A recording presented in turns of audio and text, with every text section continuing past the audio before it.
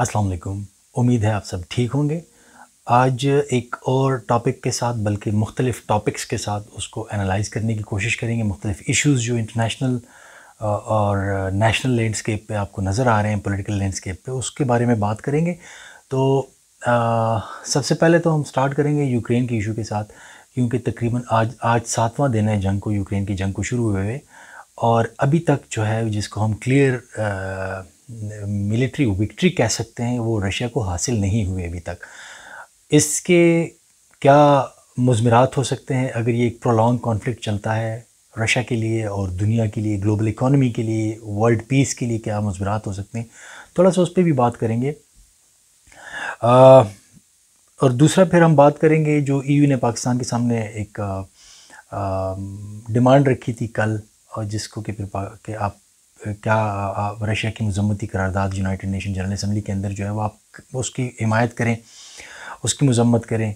और फिर कुछ डोमेस्टिक इश्यूज़ के और उसको भी बात करेंगे, कोशिश करेंगे इसको वाइंड अप कर ले विद इन 10 to 15 मिनट्स इंशाल्लाह।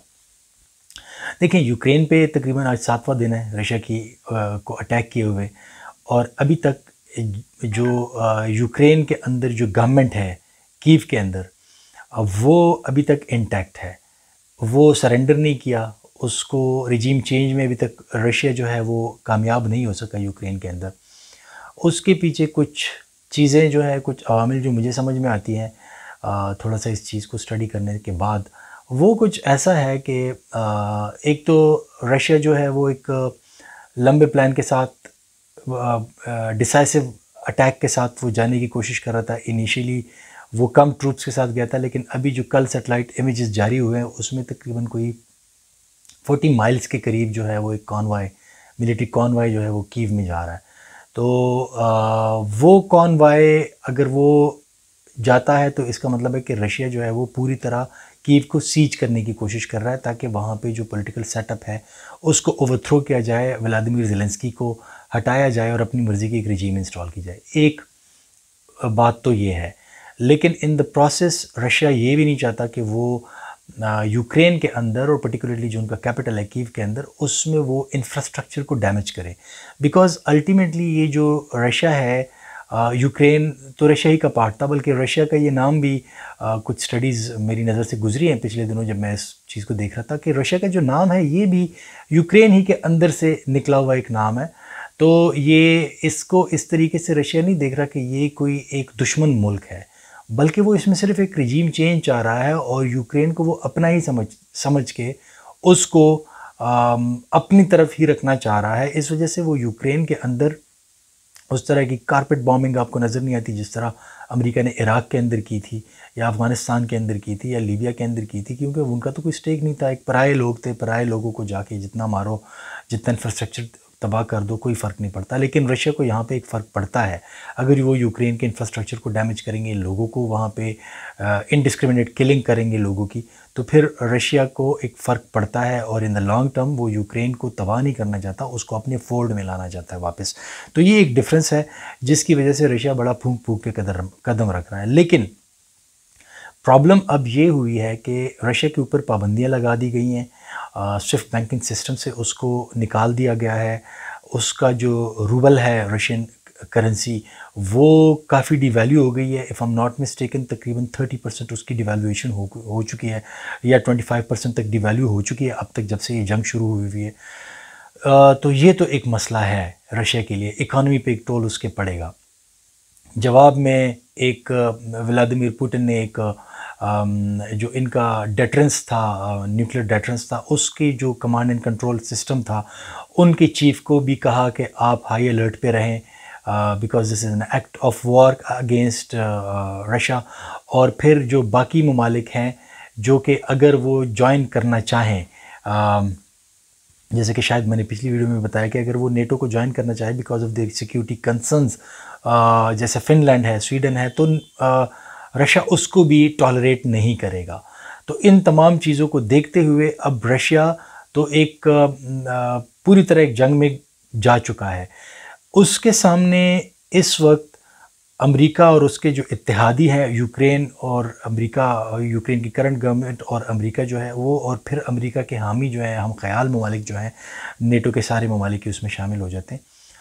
उनका अब ये कोशिश है कि जितने ममालिक इस वक्त अपने आप को न्यूट्रल रख रहे हैं, बशमूल चीन, हिंदुस्तान, पाकिस्तान, यूएई और बहुत सारे ममालिक जो इस कॉन्फ्लिक्ट से अपने आप को डिटैच रख रहे हैं, न्यूट्रल रख रहे हैं, वो अब किसी तरीके से इनको अपने फोल्ड में लाना चाह रहे हैं ताकि ये भी रशिया की मजम्मत करें। जब ये तमाम ममालिक भी रशिया की मजम्मत करेंगे तो प्रेशर बिल्ड होगा रशिया के ऊपर और फिर शायद रशिया जो है वो पीछे जाने को तैयार हो जाए। बिकॉज व्लादिमीर पुतिन ने रशिया को इस जंग के लिए कई सालों से तैयार करने की कोशिश की थी और तैयारी पकड़ी हुई थी, बिकॉज वो नहीं चाहता कि नेटो की एक्सपेंशन हो जाए टूवर्ड्स रशिया, लेकिन नेटो अपने आप को एक्सपैंड ही कर रहा था और वो रशियन बॉर्डर्स तक पहुंच गया था। तो इस वजह से ये एक चीज़ जो है ये व्लादिमीर पुतिन ने तो अपने आप को इस जंग के लिए तैयार किया हुआ था और ये जो इकोनॉमिक सैंक्शंस आ रही हैं रशिया के ऊपर, शायद इसके लिए व्लादिमीर पुतिन तैयार था। लेकिन अगर ये जंग प्रोलॉन्ग होती है और जैसे कि ये इसके अंदर अगर आप अर्बन वॉरफेयर में जाते हैं, फिर एक मसला बनेगा रशिया के लिए। जितनी ये जंग प्रोलॉन्ग होगी उतना ही रशिया नुकसान उठाएगा। इसमें एक स्विफ्ट विक्ट्री रशिया को चाहिए कि वो जाए, रिजीम चेंज करके वापस आए। बिकॉज अगर इसमें वो हारता है, ये प्रोलॉन्ग होती है, वो कमज़ोर होता है, तो फिर जवाब में होगा ये कि नेटो की एक्सपेंशन जो कि रशिया रोकना चाह रहा था वो फिर होके ही रहनी है। फिर यूक्रेन ने ज्वाइन करना है नेटो को और भी ममालिक, बिकॉज रशिया तो वीक हो गया, उनकी नज़रों में वीक हो चुका होगा, तो फिर और भी ममालिक रशिया को नेटो को ज्वाइन करेंगे।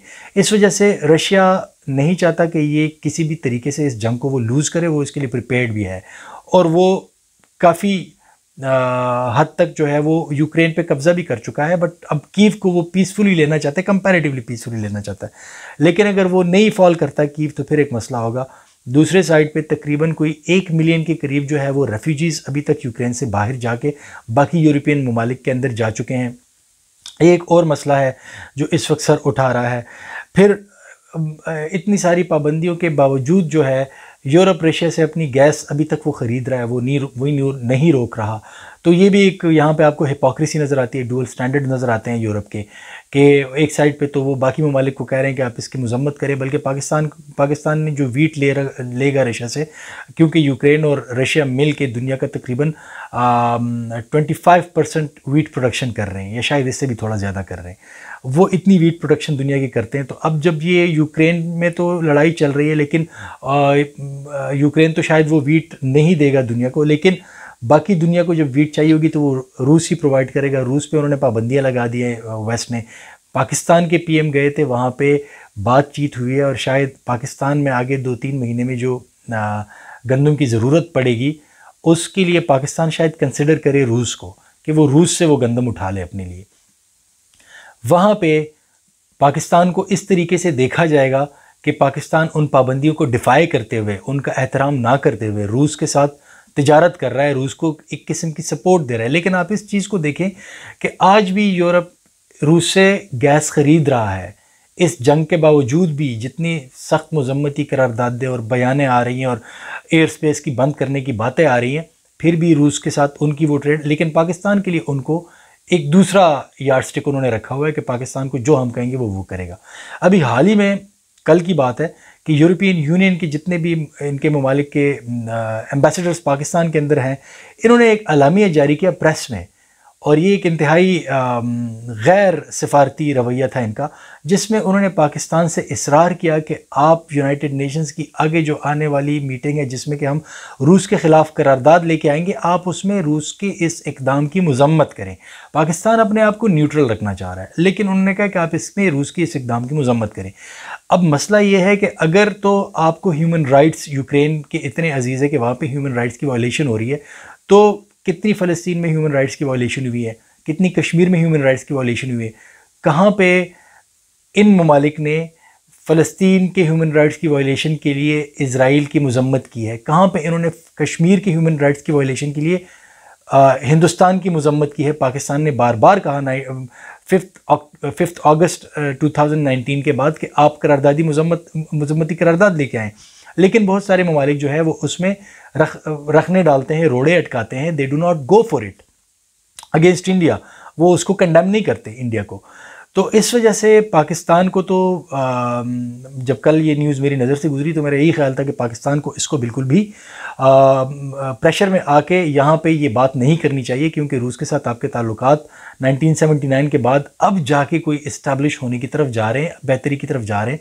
तो ये ऐसा नहीं करना चाहिए आपको कि आप अमेरिका या उसके इत्तेहादियों के प्रेशर में, जो एंटाई रशिया ब्लॉक है उसके प्रेशर में आप आ जाएं और आप ये बयान दें। तो अब आज श्री मज़ारी ने उसको तरदीद की है कि हम ऐसा नहीं करेंगे और हमें न्यूट्रल रहने दिया जाए।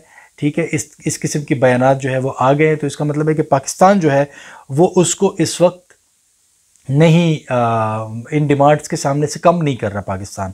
ये बहुत अच्छी बात है कि पाकिस्तान घुटने नहीं टेक रहा इन किस्म की डिमांड्स के सामने, वरना तो फिर पाकिस्तान की अगर इस वक्त घुटने ठेकेगा पाकिस्तान तो इसका मतलब है पाकिस्तान फिर वेस्टर्न कैंप में वापस जा रहा है। और अगर ये वेस्टर्न कैंप में इस बार चला जाता है तो शायद अगले 40 साल हमें फिर वेस्टर्न कैंप में रहना पड़ेगा, उनकी बातें भी सुननी पड़ेगी, उनकी पाबंदियां भी सहनी पड़ेंगी। आपको FATF से नहीं निकाल रहे, आपने सारी की सारी शराइत उनकी पूरी कर दी हैं, ऑलमोस्ट सारी शराइत आपने पूरी कर दी है, 99% आपने पूरी की हुई हैं।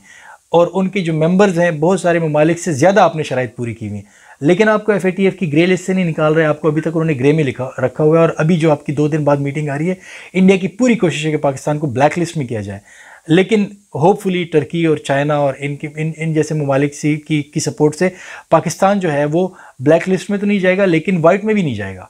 तो अभी तक देखें आप इनकी दीदा दलेरी देखेंगे, ये आपसे तो ये डिमांड कर रहे हैं लेकिन ये आपको जवाब में कुछ नहीं दे रहे, कश्मीर पे आपके स्टैंड की हिमायत नहीं कर रहे, FATF से आपको नहीं निकाल रहे। तो अगर आप अभी भी इनके डिमांड्स के सामने से कम करके मानेंगे और रशिया को दोबारा अपने अगेंस्ट बना देंगे, रशिया को अगेंस्ट बनाने का मतलब है कि चीन को भी आप नाराज़ कर रहे हैं, बिकॉज चीन और रशिया भी आपस में करीब हो रहे हैं। तो फिर आप अगले 40 साल दोबारा उसी हालत में रहेंगे जिस तरह पिछले 40 साल रहे हैं, बल्कि अब इससे ज़्यादा बुरी हालत में रहेंगे क्योंकि आपकी इकॉनमी भी बहुत ज़्यादा ख़राब हो चुकी है।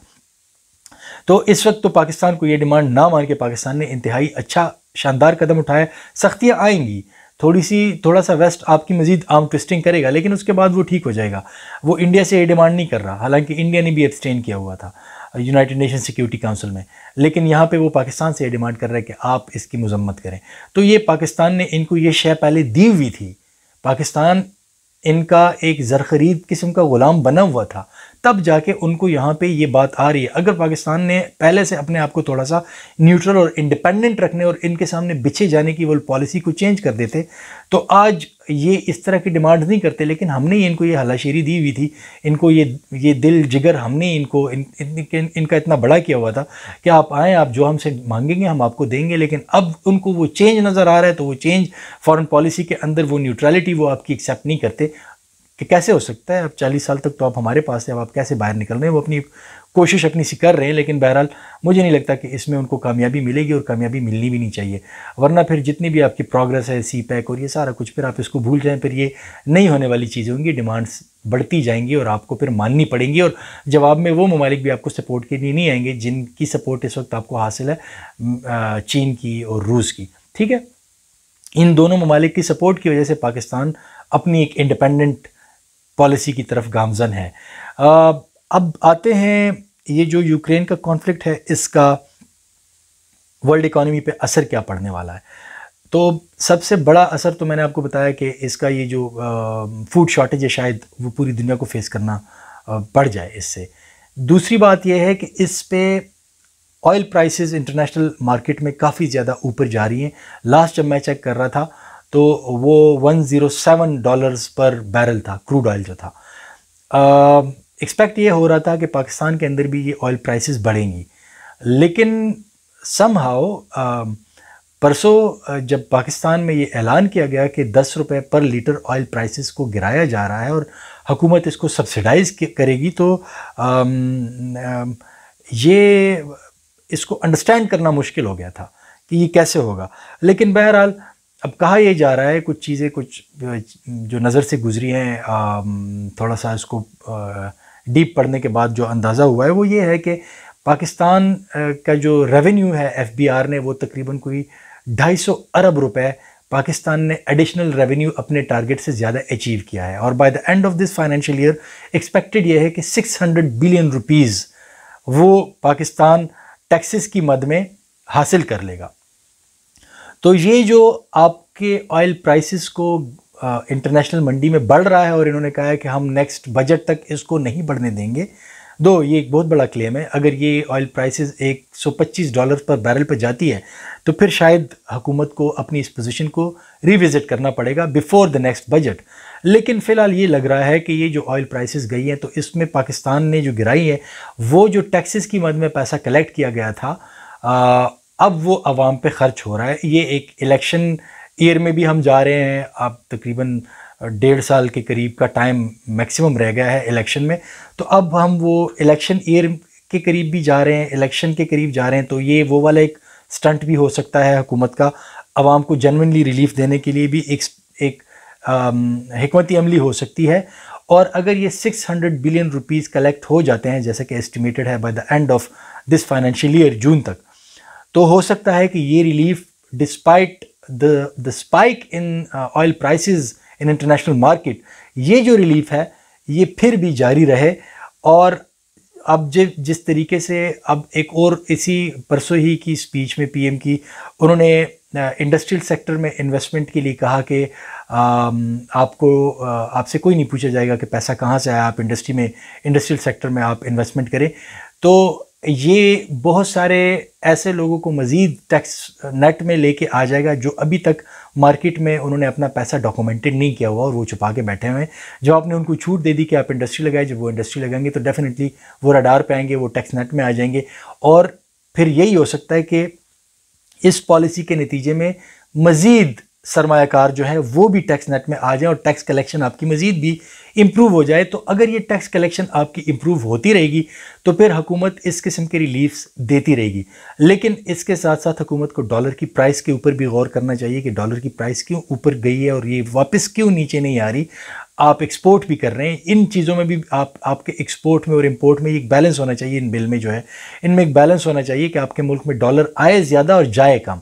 तो जब आपके डॉलर जाएंगे कम और आएंगे ज़्यादा तो आराम से आपके डॉलर के मुकाबले में आपका रुपया भी स्ट्रेंथन होगा। और अगर वो स्ट्रेंथन हो जाता है तो फिर आपके मुल्क के अंदर कमोडिटीज़ की कीमतें भी नीचे आनी शुरू हो जाएंगी, बहुत सारी कमोडिटीज़ की कीमतें नीचे आनी शुरू हो जाएंगी। तो ये एक लॉन्ग टर्म स्ट्रैटेजी के साथ जाना पड़ेगा, सारी चीज़ों को नज़र में रखना पड़ेगा। सिर्फ किसी एक चीज़ पे सब्सिडाइज़ करके और बाकी चीज़ों की कीमतों को इग्नोर कर, जैसे कि आप देखते हैं कि जो बहुत सारी कमोडिटीज़ हैं ऑयल के अलावा उनकी कीमतें काफ़ी बढ़ी हुई हैं और गरीब आदमी को उससे काफ़ी तकलीफ़ का सामना करना पड़ रहा है। दो ये जो आपका इस वक्त ऑयल में इजाफा ना करके हुकूमत ने जो कदम उठाया इससे थोड़ा सा रिलीफ तो मिलेगा, but that would not be enough.